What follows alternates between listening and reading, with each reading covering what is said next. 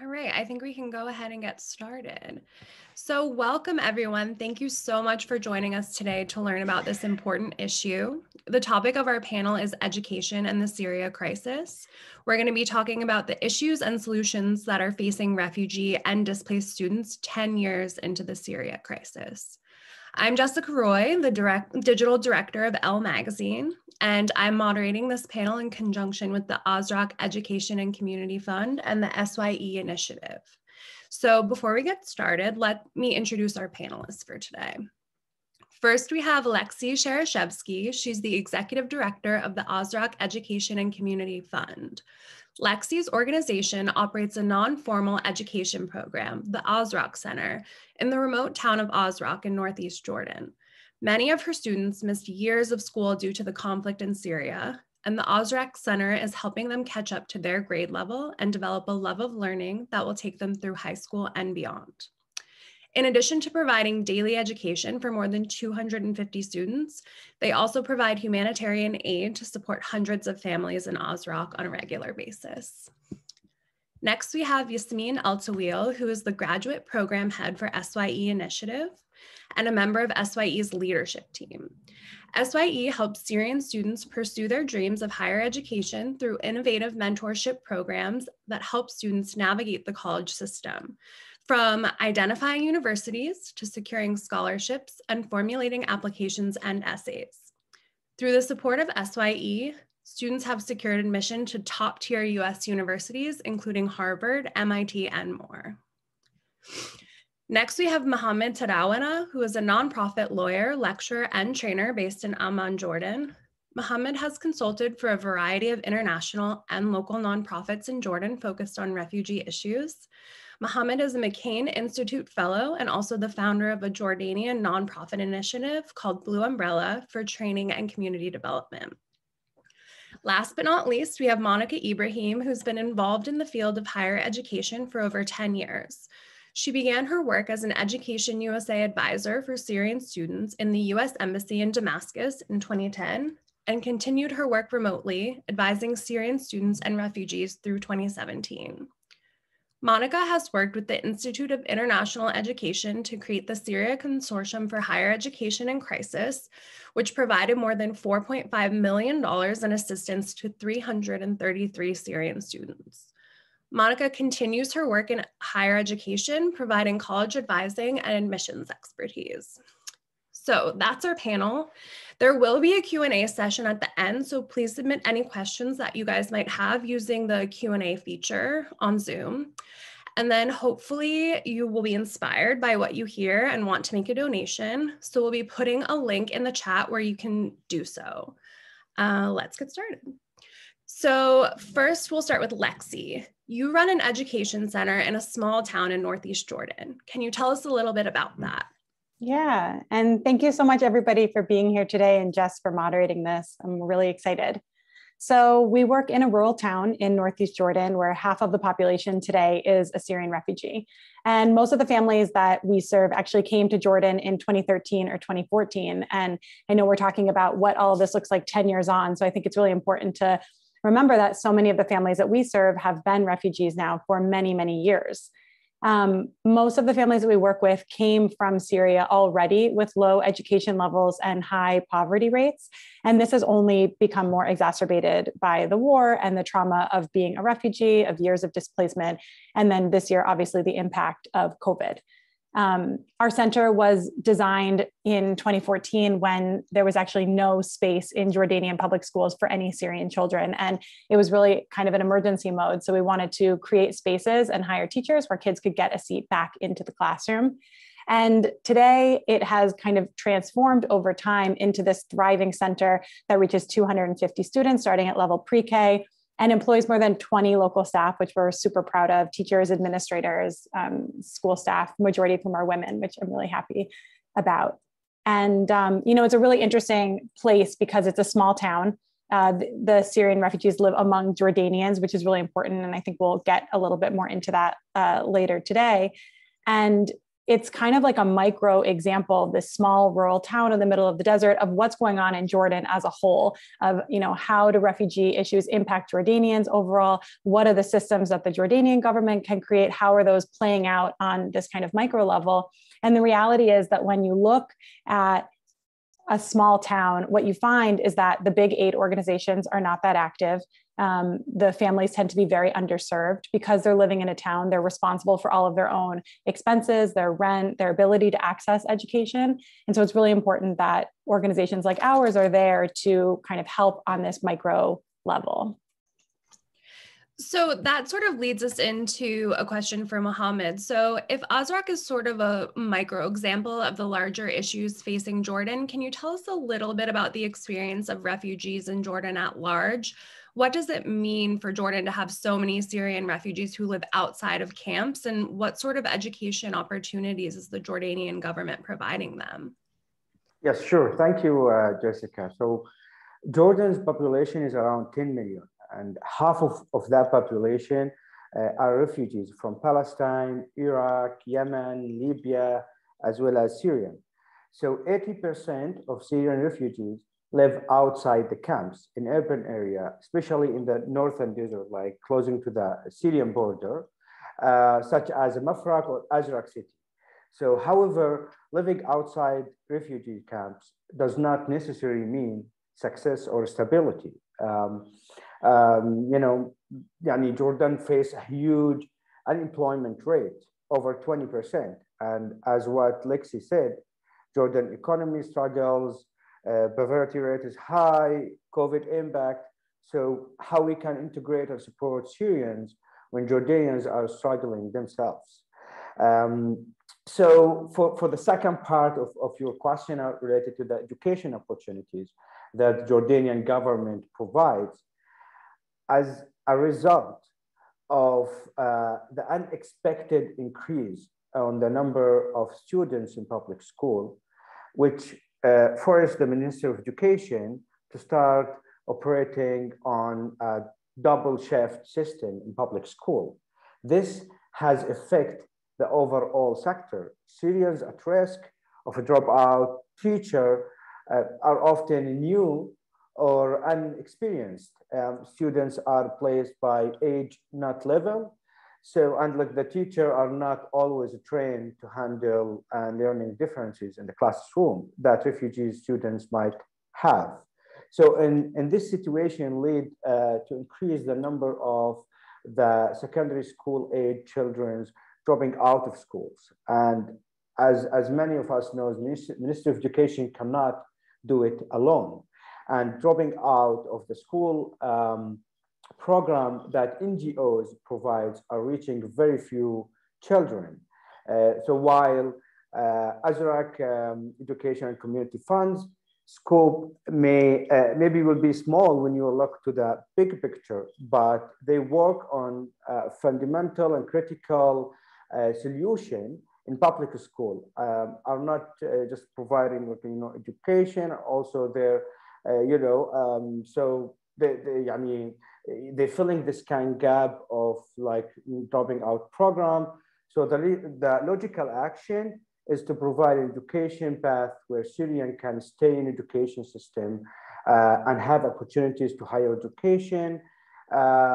These kids are getting the support and tools they need that will help them to stay in school and ideally get a path out of poverty.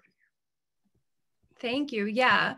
So can we talk a little bit about how some international academic programs might help meet the needs that Syrian students have?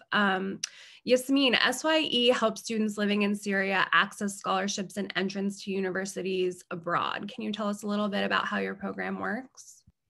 Yes, absolutely. Thank you, Jessica. Over the past decade, a generation of hundreds of thousands of Syrian youth have lost almost all means of educational support from the government and from the international community. And for a lot of these kids, education is really the only way out they have. And I don't mean out of Syria, but out of the systemic oppression that they've experienced over the past 10 years in the hardships of war and all of the other problems that they've faced.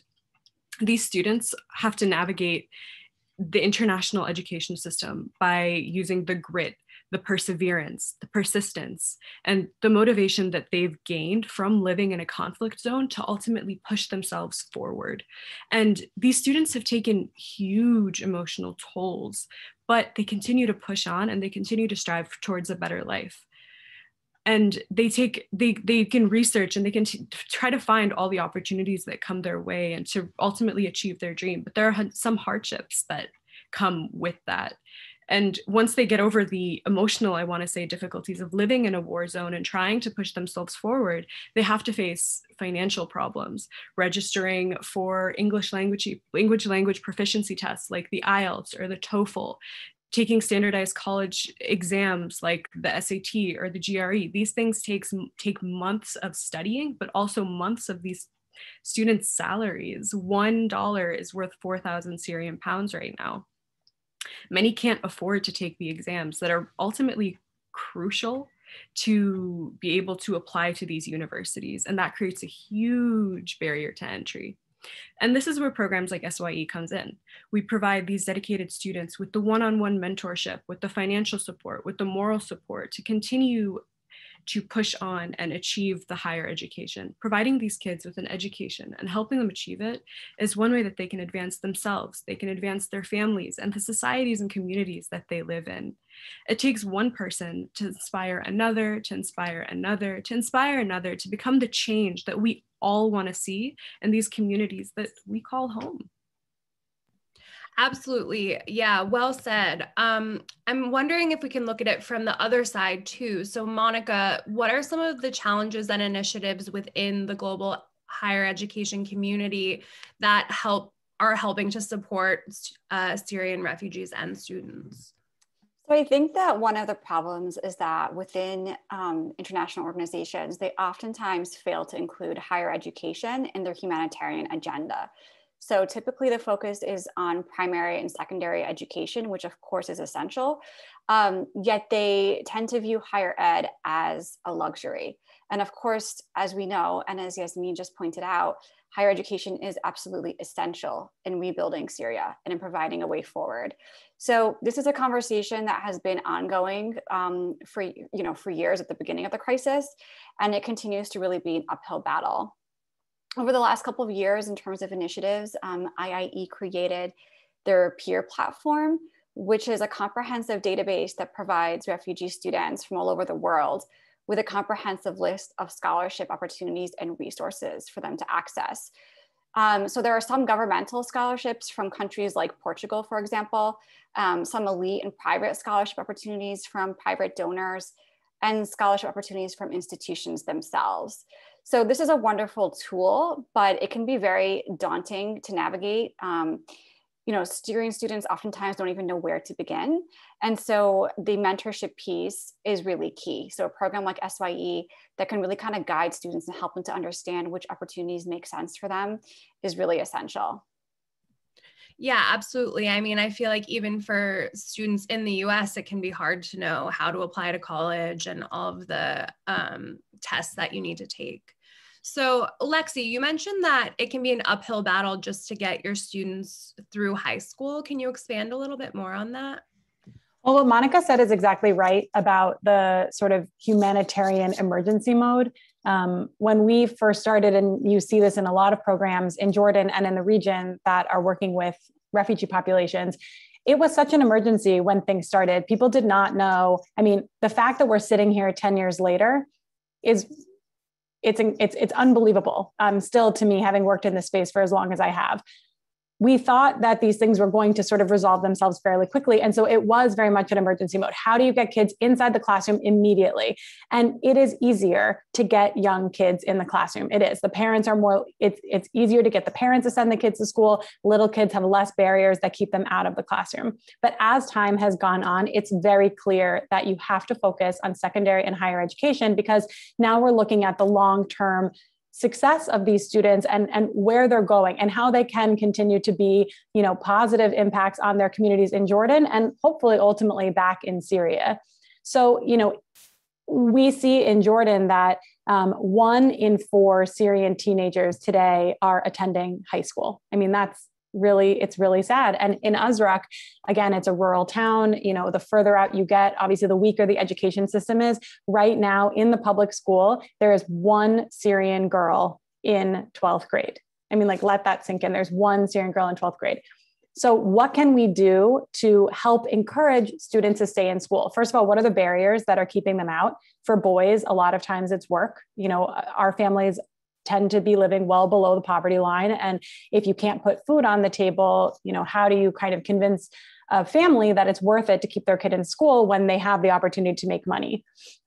For teenage girls, oftentimes they're getting married when they're teenagers. So we have to look at what are the barriers that keep them out, and also what are the cultural barriers. Like, there are the actual things like money and marriage and things like that. And then there's also the kind of mentality of, how do we talk to families and talk to them about higher education and make them understand that it doesn't have to be a luxury. It can be something that is absolutely essential for the success of your student or for your kid.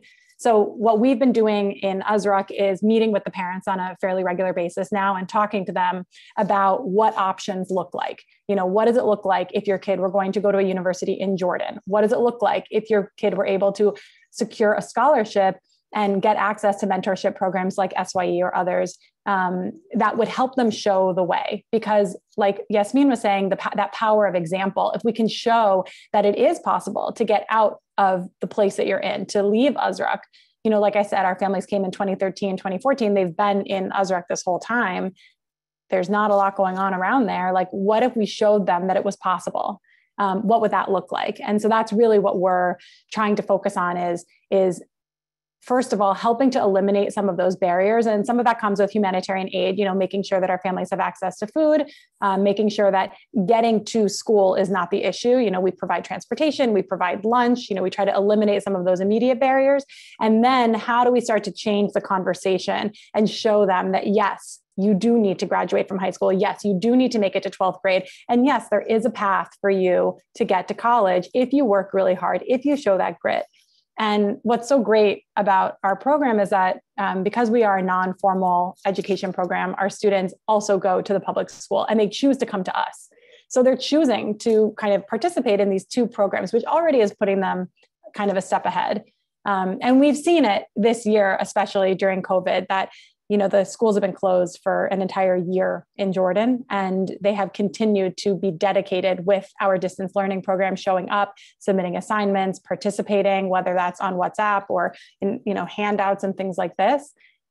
So they want to learn, but you have to kind of help them see what those opportunities are and show them through mentorship, through you know, awareness sessions, through the power of example, that they can get there. Absolutely. And a lot of what SYE does is mentoring students who are still in Syria and are facing, I'm curious, Yasmin, if you can talk a little bit about what are the biggest challenges that some of the students you work with are facing when they're trying to leave Syria and access education, and what are some of the things that stand in their way? Thank you. That's a great question, Jess. So even before this question of access to resources and motivation arises, we have to realize that the Syrian students we work with are in an educational system that is completely different from the educational systems they're applying to abroad. They have to learn how to navigate an entirely new system, and all of this while dealing with the emotional stressors of living in a war, and you add financial burdens on top of that. And again, this is where programs like SYE come in. We help provide the one-on-one mentorship to students who have all of the components of a successful applicant. In Syria, for example, I'm going to give an example of one of our students. We have a student like Masoud, who's a previous SYE student. He was top ranked in his school, and he was also top ranked in international math and science Olympiads. He had everything it took to be a successful applicant, but he lacked the mentorship, the experience, and the financial ability to be able to apply. And through SYE, Masoud was able to find a mentor who worked with him on editing his essays, selecting programs, building a successful profile, and learning the educational systems of the countries he was applying to abroad, on top with financial and test prep help from us. And in the end, Masoud scored excellently. He curated a fantastic application. And at the end of the cycle, he was admitted to MIT. And Masoud is just one shining example of many SYE students like him who have gone to Harvard, Stanford, Yale, you name it. Students who have everything it takes, but just need that further push and that further mentorship to push them forward. Additionally, I would also like to add that obtaining a student visa is really hard for a lot of our students and for a lot of Syrian students in general, but we have helped our students obtain them in the past and we're really hopeful for the future with the new Biden administration. Thank you. Thank you, Yasmin. So, Monica, obviously this past year has been very different from any other year that we've faced. I'm curious, how might COVID have impacted the admissions process for Syrian students who are applying to institutions in the US? Sure. So this year has definitely been very different from admissions perspective. A lot of institutions this year went test blind or test optional, meaning that they no longer required the SAT or the ACT examinations for their undergraduate admissions. And this is because these exams simply were just not available or accessible to students this year. This is a trend that seems to be continuing on to years coming up, which I think is a good change, and certainly breaks down a barrier for Syrian students, because as Yasmin mentioned earlier, it was very difficult for Syrian students to take these exams, much less to be prepared to take them. So I think going forward, there's going to be a less emphasis on test scores and a greater emphasis on the holistic process and evaluating students within their context. This is pretty much a foreign concept to international students in general, for them to understand what this means. Syrian students have obviously extremely compelling stories to tell. They just need guidance in terms of how to tell it and why they need to tell it. During my work with Syrian students, oftentimes they would tell me, we don't want to tell our story about, our experience with the conflict because we don't want sympathy. We want to get in on our own merit. We want to get in based on our our grades or our merit. We don't want people to feel bad for us. And, it was so important for me to kind of explain to them why they have to tell their stories. I mean, that's essentially what the US admissions process is based upon, right? Admissions officers are going to be looking to see, what are the challenges and barriers these students overcame? What value are they going to bring to our campus community? And are they going to be able to excel academically? So again, the mentorship piece really is key for these students. On the flip side, I think one of the negative impacts of COVID is unfortunately the financial piece. So a lot of institutions who in the past might have been generous to Syrian students through, for example, the IIE consortium, I think are probably going to be struggling financially. And as much as they want to help, they might not actually be able to do so. The institutions that will probably be able to financially support Syrian students going forward are going to be the schools that are need blind, meaning that they don't look at students' finances when they're making their admissions decisions. So these are the top tier schools like Harvard, MIT, Yale, Princeton, Amherst. I mean, there's a handful of them. SYE already has a proven track record of helping students get into these very competitive institutions. It's for sure, obviously, extremely challenging, but it is possible, as Yasmin already highlighted. Absolutely. So, Mohammed, I wanted to sort of shift back to Azraq, and I'm curious if students like those in the Azraq program are at risk of dropping out because of lack of opportunities, as Lexi mentioned. How is it that the Jordanian Ministry of Education or government is sort of trying to combat that? Mohammed, you're muted. Yeah. So Jordan has taken a significant steps with support from international organization, humanitarian organization like the Azraq community, the Azraq Education and Community Fund to fill out its pledge to ensure all the Syrian children go to school. So, for example, vocational programs, one of the solution from Ministry of Education toward the Syrian students. In secondary school. This solution is to push them into the labor market, not in universities education. But at the same time, government restrictions are limited the access of refugees to the labor market. The unemployment rate for Syrian refugees men is 23%, and it's double for women. So, and if you look to the Jordanian level, unfortunately, the options really are limited.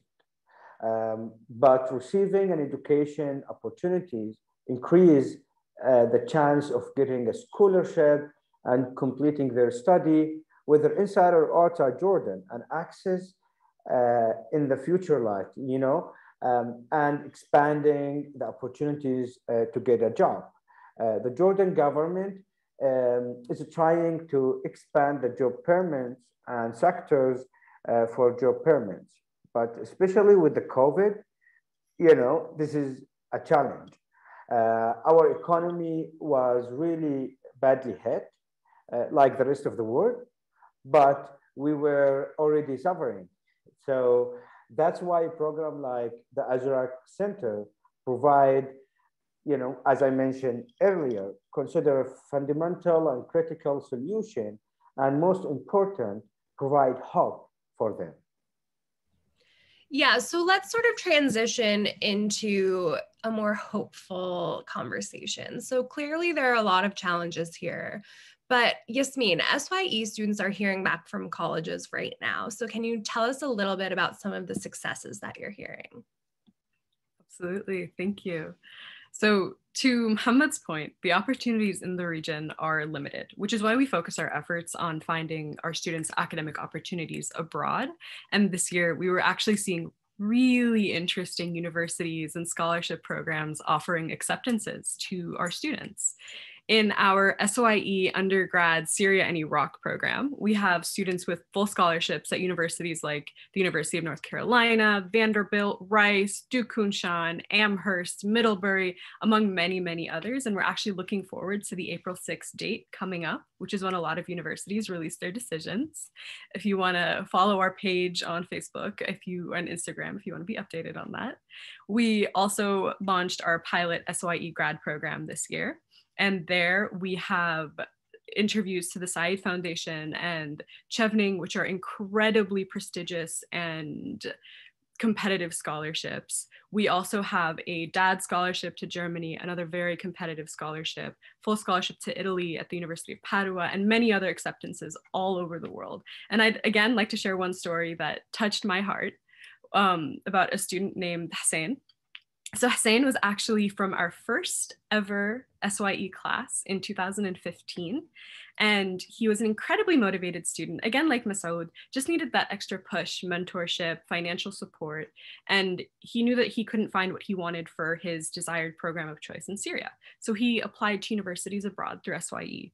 And he was able to obtain a highly prestigious scholarship and acceptance to AUB. And once accepted, there he started very impactful startups, one of which is actually an online learning platform that is used all over the Middle East, and it's called MindZone. It's amazing. And this year, Hussein came back to SYE as a part of our inaugural SYE grad class. And he's worked very hard, and with our help, he's obtained several prestigious scholarships, including that interview with the SYE Foundation and a full scholarship at Boston University. And he's just one example of some of the fantastic students that have come through SYE, succeeded, given back to their communities, and really just help themselves, their communities, their families, their societies. We are so, so proud of our students this year and every year. And we hope to see this exponential growth that we're seeing continue and get even better. Without generous donors and support from organizations such as Catalyst and Blossom Hill, SYE would not be where it is today. We rely on the support of volunteers and donors, and I urge anyone who has the capacity to donate or come join our team as a volunteer to reach out to us. Our emails will be, I believe, dispersed later on. We hope that you continue to support us and causes like ours to make changes in the lives of students and people who have so, so much to offer this world, just need a little bit of help. Thank you. Absolutely. Yeah, we'll definitely be putting emails into the chat as well as a link where you can donate if that's more your style. So Lexi, what's happening in Azraq? Schools are closed right now because of COVID, but how are you sort of keeping students motivated and making sure that they don't fall behind? Yeah, so it's been a really hard year. It's been very interesting to see how Jordan has handled COVID this past year. Actually, for the first part of 2020, they were one of the best countries in the world with the least amount of cases. And since the fall of this past year, cases have really gone up, and they're actually in the middle of a pretty big surge right now, which Mohammed, I think, can attest to. So unfortunately, for the vast majority of students, schools have been completely closed since March of 2020. There have been a couple of like 2-week periods of time where we've been able to get our kindergarten, first, second graders back in the classroom, but for the older kids, they have been completely remote for the whole year, which is, it's beyond. I think we all can appreciate that from wherever we are. For our kids, they don't have internet and they don't have devices at home for the most part. And while that is something that we as an organization have been trying to work on getting more accessibility, there's a couple of different reasons why we haven't gotten there yet. Number one is that food insecurity is a huge issue. And so, we've been trying to make sure all year round that we've been able to get food into the hands of all of our families. And also, there are a lot of, anyway, I actually don't want to sort of go too derail off of your question, but what we've done is, first of all, through the support of our partners and our donors and community, we've been able to keep all of our salaries intact, which is the most important thing, supporting our teachers. We have incredible, dedicated, hardworking teachers, all based in Azraq from the community, who have worked so hard to pivot into a model that reaches every kid, regardless of their situation at home. If they do have a device, if they don't have a device. We use WhatsApp. Every family does have a smartphone, and we've created groups per class so that we can communicate within the group so that the kids can stay connected, the teachers can stay connected, and they're sending photos and videos back and forth. We also hand deliver every single week packets of exercises, activities, and worksheets so that the kids have been working really hard and been super dedicated about it. I'm very, very proud to say that we have retained 100% of our pre-pandemic student body. Every kid who was in our program before the pandemic is still participating every single week with us a year later, which is really amazing. And one of the other things that's been so inspiring is that, I've talked a little bit about kind of the culture of learning and what education means for some of our families who have very low education levels themselves. Many of the families are illiterate or have only achieved a middle school level of education. And so again, trying to get them to participate, to prioritize education is not always the easiest. One of the kind of strange silver linings of COVID is that education has been brought home for so many families. And for ours, they've become involved in their kids' day-to-day learning in a way that they weren't before. We've seen mothers learn literacy alongside their, 4, 5, and 6-year-olds, which is truly amazing. And we've seen that kind of dedication where the parents are really understanding the value and the importance of their kids staying in school when faced with this reality of them being out of school yet again. I mean, this is not the first time that they're missing out on their opportunity to have a seat in the classroom. So we're very, very proud of the work that has been done. And, it is so much thanks to our donors and our communities and our partners. Because again, without the ability to support our teachers, it's a poor town. Everybody needs to get paid. We have to be able to support salaries and create jobs and create the model, the sort of umbrella that this can all work under. And this year, we're hoping that things are, starting to progress a little bit more. The vaccines will roll out, and they are rolling out in Jordan. And that as we get back into a more in-person setting, we're super focused this year on teenagers and on that funnel to high school graduation and ultimately to higher education. We're hoping to secure some scholarship opportunities, some sponsors that might be able to support individual students. And we know that if we can even get 1 or 2 students into college, whether that's in Jordan or outside of Jordan, we know that that will be such a motivation for the entire community to be able to see what that success looks like, and more will follow from there. So, it's been interesting to sit here today and to hear so much about the success of SYE students. Our students are in a very different, we're talking about kind of people who are dealing with a lot of similar struggles, but also at different places. For us, success right now is getting them all the way through high school. Super success is finding spaces in universities for them, which we believe can happen because of the dedication of the kids, because of the now, increased dedication of the families, and because of the dedication of the local team who just work so hard under some really challenging circumstances. So it is so important to keep the support going and make sure that COVID and all these other issues is not another reason that our students will lose out yet again on opportunities to learn. Absolutely. Yeah, well said. You mentioned that at Azraq, Jordanian students and Syrian students go to school side by side. So since the refugee crisis in Jordan isn't ending, Mohammed, do you see a path for Syrians to be more integrated into Jordanian society through either education or employment opportunities? Yeah, Jessica, in fact, when you see the scale on the number of problems, you imagine that the path is impossible. But in fact, I would say, of course, there's a path. I look to that light, okay, or the hope, you can call it in this way. Like, I'm a Jordanian, I live in Jordan entire life. I have never been to Azraq. But when I hear about an education program that exists in Azraq, in a very small remote village for displaced refugees, that means there's a path and hope. And there is a people who work hard to create a better future for these children. It is a program like Azraq Center, that are making this possible. It is such a big issue in Jordan, but I feel the impact in this small community in Azraq, where there aren't any other big organization or international organization working there.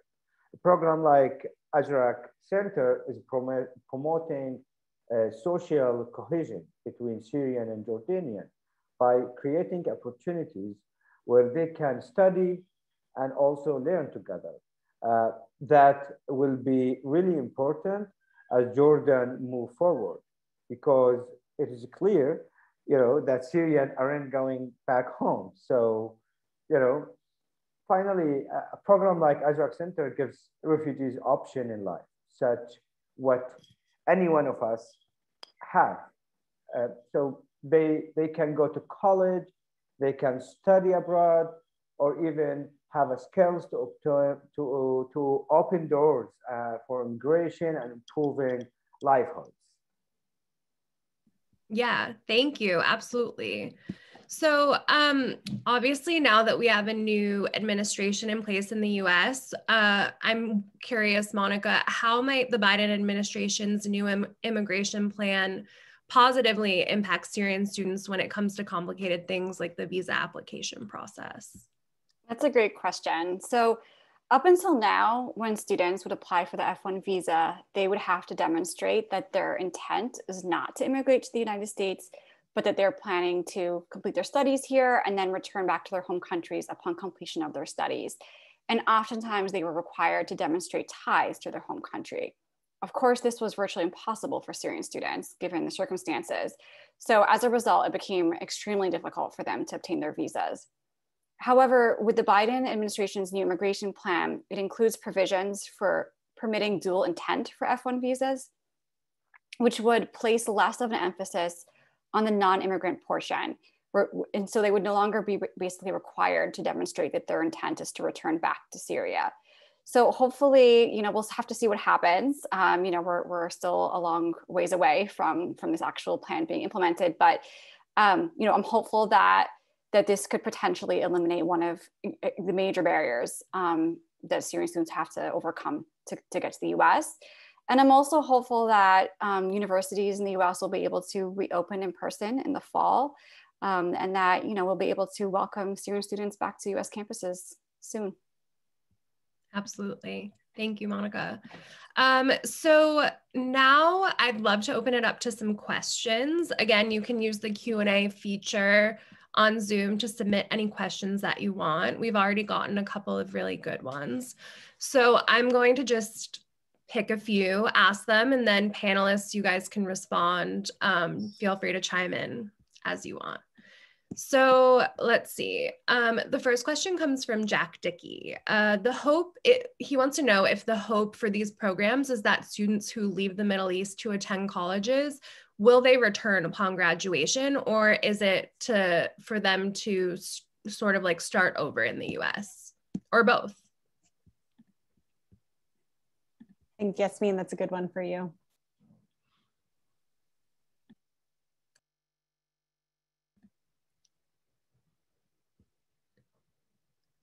I was muted.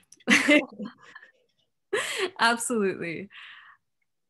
It is never a requirement for students to return to the Middle East upon graduation from SYE, and we hope that our students can make an impact in the communities that they come from ultimately, but that doesn't mean that they have to return or that we hope they return. We hope that our students ultimately go back and are helping themselves, their families, their communities, but also inspiring others around them. And ultimately, that doesn't mean that they must go back to Syria after they attend university. They can do other things.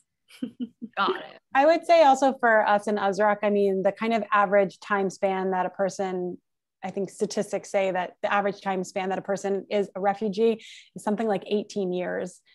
We've seen that most of our families in Jordan have already been in Jordan for something like 8 years. And frankly, because of the political situation, the economic situation, and the safety situation in Jordan, returning to Syria is not really on the table. We do see small numbers of families that are going back to Syria right now, but for the most part, as long as Bashar al-Assad is in power, the vast majority of our families do not feel comfortable going back to Syria. But that doesn't mean that that's not their hope and their dream. They all want to. That is their hope and that is their dream. But we cannot operate in a situation right now where we're sort of expecting that.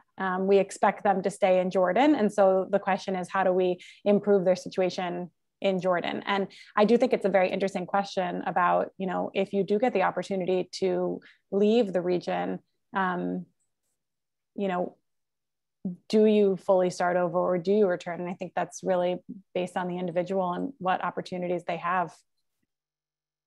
Absolutely. So I'm curious, some people are wondering if there are any opportunities in the future for maybe SYE to sort of take on some of the Azraq students, or if there's any collaboration between the two organizations that might be upcoming.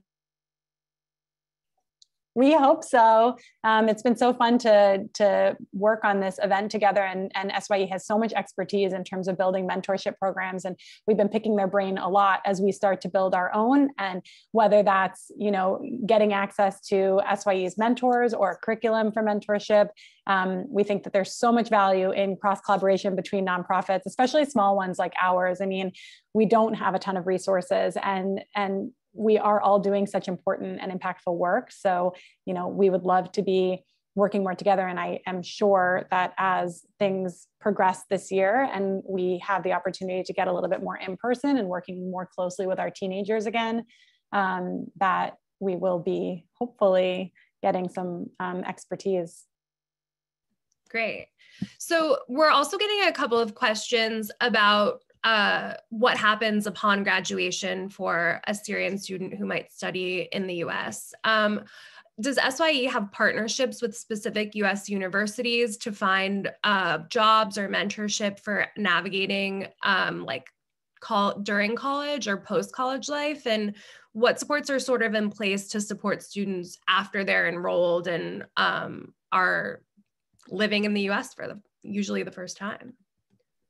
A lot of the support well, this year we actually started something called SYE Talks, where we walk our students through like pressing issues in the United States or cultural, to kind of get a sense for the cultural fit in the United States, like just current news that's going on here and how it's being handled, both sides. But once students do get here or do go to their respective universities, we pull on our fantastic SYE mentors and volunteer network.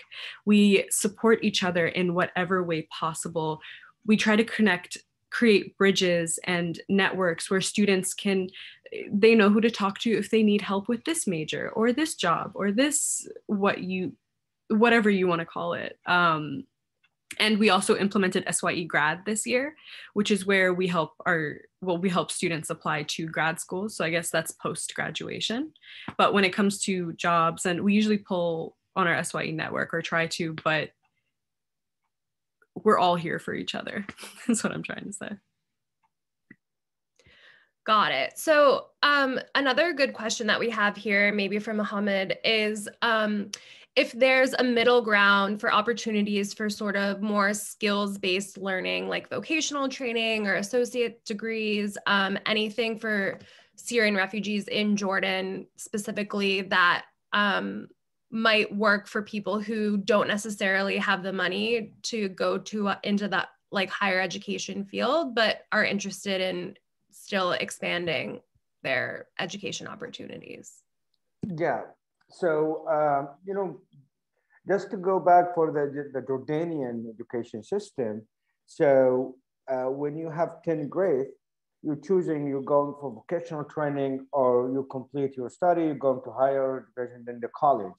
So in Jordan, if you are a refugee, okay, you can go directly to the vocational training centers that are run by the government, and they can get your opportunities to study there.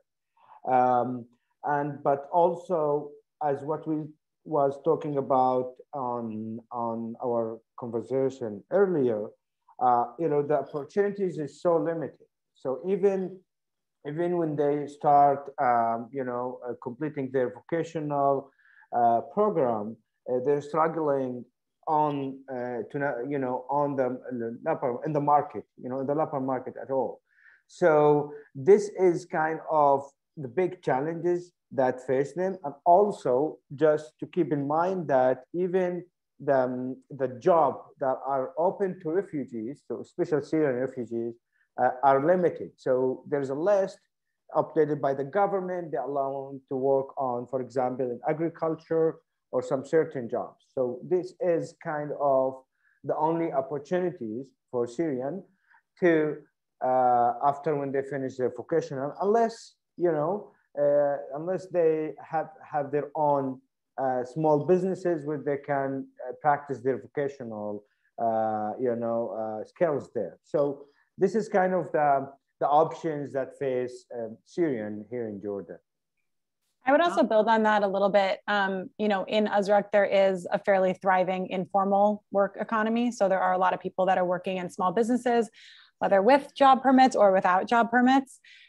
We find, especially with teenage boys, the dropout is extremely high. There are a lot of boys who came to Jordan maybe when they were 13. They had already fallen very behind in school from the time that they were in Syria during the war and had stopped going to school. And by the time they got to Jordan, they had missed out on so much school that it was difficult for them to get into the public school system. And actually there was a rule that if you had missed 3 years or more, there was sort of like a different type of formal education that you could enter, but you couldn't just kind of integrate regularly into the public school. So we do see with teenage boys in particular that vocational training is probably their best path. But what we are trying to do, and we've been talking a lot this year about this, is how do we combine skills-based with remedial education? So how do we make sure that we can offer kind of, we can start looking into building some skills-based programs, but it's a requirement that if you want to come to the vocational training, that you also have to come for core literacy, that you also have to come for kind of IT. And I think, again, it's about awareness of, if you're working, let's just say in a restaurant or in a gas station or a car repair shop, maybe there's an opportunity for you to have your own small business. And for that, you need to have basic math skills. You need to have basic literacy skills. So, there are ways to incentivize and talk with kids, especially teenage boys, that I think are honestly like at most high risk for how to combine the two things. So that's definitely something that we've been talking a lot about and hoping to do. Great, thank you. I think we have time for about 2 more questions. So one that looks like is coming from perhaps a student in Syria or in the region at large, he's wondering sort of what SYE does to help students who might not have the resources to pay for like the TOEFL exam or the ELTS. Like how can students like that who don't necessarily have the money to take English classes or have those kinds of resources, how can they get involved to sort of, one, help their community, or two, get involved with SYE so that they can sort of also hopefully get the higher education opportunities that they want? So if I'm understanding the question correctly, it's how do students, I guess, who don't have the resources come together or kind of further elaborate on the ideas and the dreams that they have? Yes? Well, there are a lot of barriers to entry, be it financial, be it language-wise, but wherever you are, there are always opportunities to try to further, like teaching yourself English. There are apps like MindZone, like that I mentioned earlier, that people, where you can start to learn English or connect with like-minded students around you who have all of these dreams and hopes and want to be able to push forward in their lives the way that they want to, but are constrained.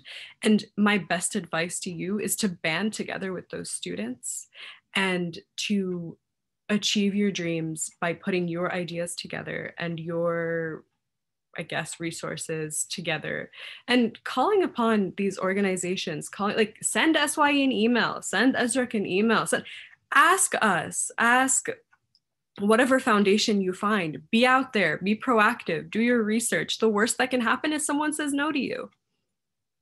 That's my advice. Yeah, I think that's great advice. So for our last question, we got a bunch of people asking how they can get involved with these initiatives. So with both Azraq and SYE, whether through volunteering opportunities or other ways that people can support the work, the important work that you guys are doing. So number one is, if you have means, donate. Because every dollar counts. We're both small organizations and we take donations really, really far. For us and Azraq, it's all about our teacher salaries, our school supplies, food budgets, things like that. So, if you have money to give, please do. And if you have a skill that you can offer, we're always, we are small organizations. We work from our dining room tables, and if you are some incredible social media person, or you are really good at accounting, or I don't know, like what kind of skills do you have that you think would be helpful? For us, our program is based in Jordan, in a small town. If you're in Jordan, we could talk, but otherwise it's a little difficult, especially right now with COVID, to be doing a lot of in-person kinds of things. But that certainly is an opportunity down the line. And we'll make sure that we put our email addresses in the chat box so that everybody can get in touch with us. And, we would love anybody to be involved. Absolutely. I just want to add that, again, reiterating, donate if you can, but also at SYE, we have plenty of opportunities to volunteer. If you go to our website, you can be an essay editor, you can be a mentor, a volunteer in any capacity. If you want to be involved, just email us and we would love to see how you could fit in any capacity. Absolutely. Well, so we're going to drop those links in the chat box, as well as I think some email addresses in case anyone wants to reach out directly to the panelists. I want to thank everyone so much for joining. This was an incredibly informative discussion. I'm so thankful to Lexi and to everyone for having me moderate. And I want to thank everyone who attended, and remember to donate if you can. And I hope everyone has a great Friday. Thank you so much. Thank you, everybody. Thank you. Thank you so much. Thank you.